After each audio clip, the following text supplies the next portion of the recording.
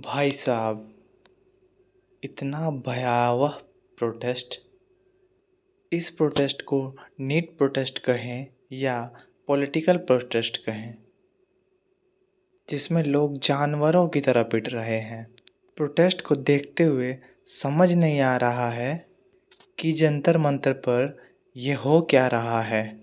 क्या यह student protest था या कुछ और, या कोई राजनीतिक एजेंडा था। जिस तरह से यह भयावह प्रदर्शन हुआ, कोई देखकर अंदाज़ा नहीं लगा सकता कि यह नीट एग्ज़ामिनेशन का प्रदर्शन हो रहा है। प्रोटेस्ट की इतनी सारी वीडियोज़ आ रही हैं, जिसमें कि पुलिस बेरहमी से लोगों को पीट रही है।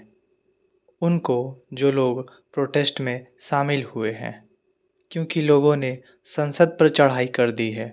पर ये समझना चाहिए लोगों को, इनमें पिटने वाला कोई और नहीं, आम स्टूडेंट्स हैं। इन स्टूडेंट्स को नीट की आड़ में पुलिस की लाठी खाने के लिए सामने किया गया। जो लोग भड़काऊ बयान दे रहे थे, इनमें से कोई नज़र नहीं आ रहा है। इनमें पिटने वाला सिर्फ आम स्टूडेंट्स है, जो कि कुछ राजनीतिक एजेंडा वालों की बातों से मैनिपुलेट होकर वहाँ मार खा रहा है। इनमें से ही किसी एक वीडियो में नज़र आ रहा है, कुछ लोग बयानबाजी कर रहे हैं, सांसद उखाड़ करके फेंक देंगे, नेपाल बना देंगे। क्या ये बयान स्टूडेंट कर रहा है? क्या ये बयान स्टूडेंट कर सकता है? ये प्रोटेस्ट राजनीतिक दलों का बनाया हुआ सरासर एक एजेंडा है। बेचारे स्टूडेंट्स को ज़रा सोचना चाहिए।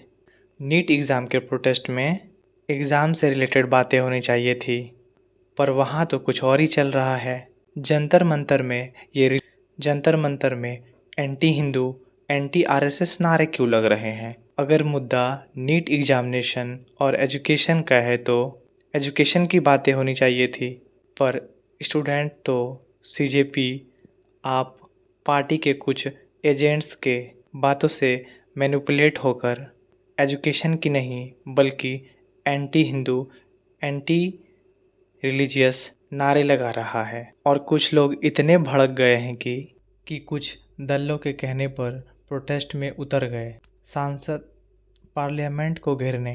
पर कम से कम स्टूडेंट को तो समझना चाहिए कि पार्लियामेंट कोई टूरिस्ट प्लेस या पार्क तो नहीं कि कोई भी जाकर दंगा जैसे हालात पैदा करे। इस प्रोटेस्ट में मासूम बच्चों को भड़काकर ब्रेन वॉश करके बुलाया गया और स्टूडेंट्स पिट रहे हैं वहाँ। नीट की आड़ में कोई और राजनीतिक रोटी सेक रहा है और लोग मूर्ख बने बैठे हैं। अगर सच में नीट प्रोटेस्ट था तो जो स्पोक पर्सन बड़ी बड़ी बातें कर रहे थे, वो तो पिटते नज़र नहीं आ रहे हैं। बस उन लोगों का एजेंडा साफ है, स्टूडेंट को आगे कर देना पिटने के लिए, ताकि मौजूदा सरकार की क्रूरता लोगों को दिखाई जा सके। सबका जो लीडर बन रहा था, उनमें अभिजीत दीपके को लाठी नहीं पड़ी, ना सौरभ दास को लाठी पड़ी, ना विजेता दहिया को लाठी पड़ी। इन लोगों की बातों में आकर सिर्फ स्टूडेंट पिट रहे हैं। इनमें से एक सिंगल को भी लाठी नहीं पड़ी, क्योंकि ये स्टूडेंट के लिए लड़ ही नहीं रहे थे। ये लोग अपना एजेंडा क्लियर करके स्टूडेंट को मोहरा बनाए हुए थे। वो लड़ाई लड़ रहे थे सिर्फ अपनी राजनीतिक कैरियर बनाने के लिए, जिसमें वो बच गए और स्टूडेंट पिट गए। आप लोग वीडियोज़ में देख रहे होंगे कैसे लोग पुलिस वालों के ऊपर पत्थर बरसा रहे हैं। अगर ये पीसफुल प्रोटेस्ट था तो इतने सारे पत्थर आए कहाँ से? स्टूडेंट की आड़ में एंटी नेशनल लोग इस भीड़ में शामिल हो गए और पुलिस वालों के साथ भी बर्बरता हुई। यहाँ तक कि प्राइवेट गाड़ियों को भी पत्थर मार मार करके चकनाचूर कर दिया गया। ये स्टूडेंट तो नहीं कर सकते। ये पीसफुल प्रोटेस्ट कब भयावह प्रोटेस्ट बन गया पता ही नहीं चला।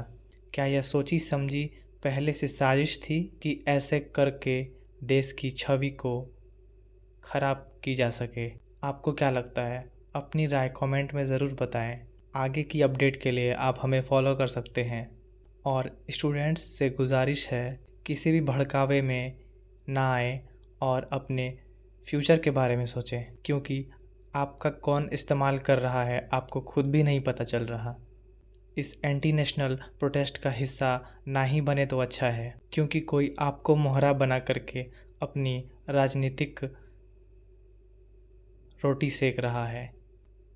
चलिए मिलते हैं अगले वीडियो में। धन्यवाद।